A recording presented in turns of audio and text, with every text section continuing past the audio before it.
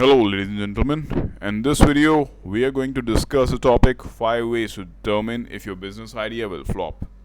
But before we begin this video, like in the beginning of every video that I create, I would like to remind you to visit the website that I have shared in the description of this video. You could hire tons of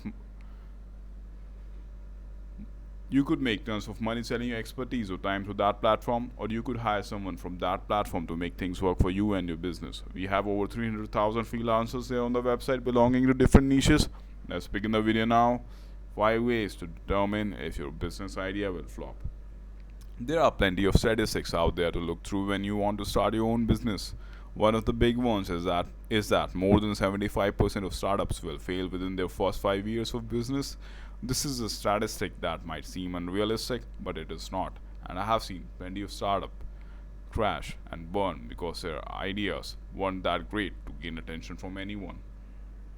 When you have a business idea, it is always a good thing to run it through a checklist of things that might make or break it. You will need to know if there is a demand for your product, if people would be willing to pay your price, if you can gain attention from investors of your product, or if your product will crash after a fad dies out. And how many businesses have already tried what you are about to attempt.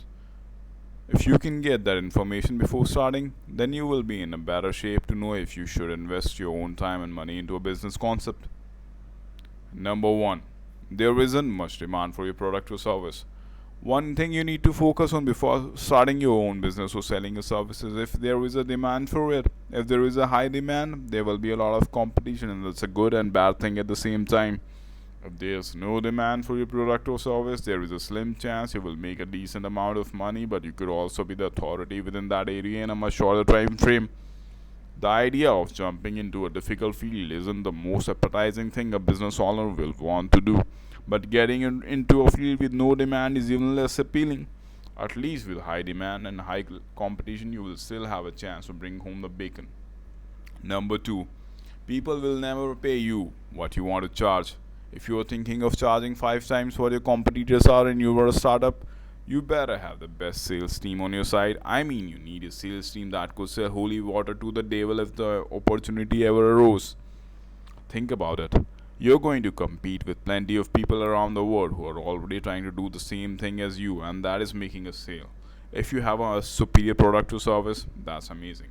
But the fact that you are charging so much will push away a lot of potential buyers.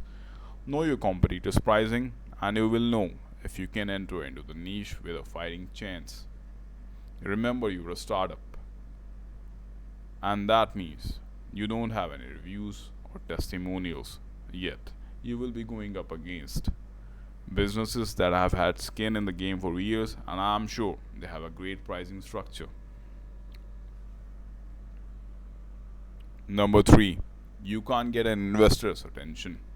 One big red flag for me is if I have a unique idea and I can't get the attention of an investor, I know that not all visitors will throw money into any industry that shows potential.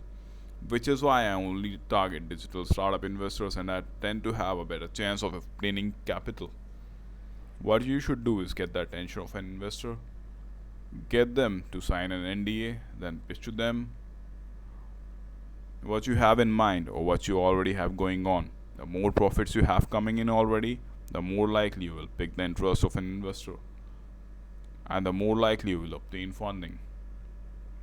People can still get an investor to come on board if they have a concept they are looking to run with, but it is much more difficult to convince an investor, and that's why you should always have some profits rolling in before pitching. You can always talk to a few investors to see if they have ever invested in smaller ventures. Don't give away your entire plan, and you should be golden. Number 4. Your product or service is based around a fad that could fade out. One thing I hate seeing is when a startup thinks they are going to become billionaires because their current business is taking off. The problem is that the business is revolving around a fad, which tends to die out quickly. And I'm sure you understand that when something dies out, then the profits dry up. The only good thing about jumping onto a fad and profiting is the money can then be reinvested into something that has a longer chance at life. Use the fad, run it until it dies, then take those profits and start something substantial. that will continue to bring in money for years to come.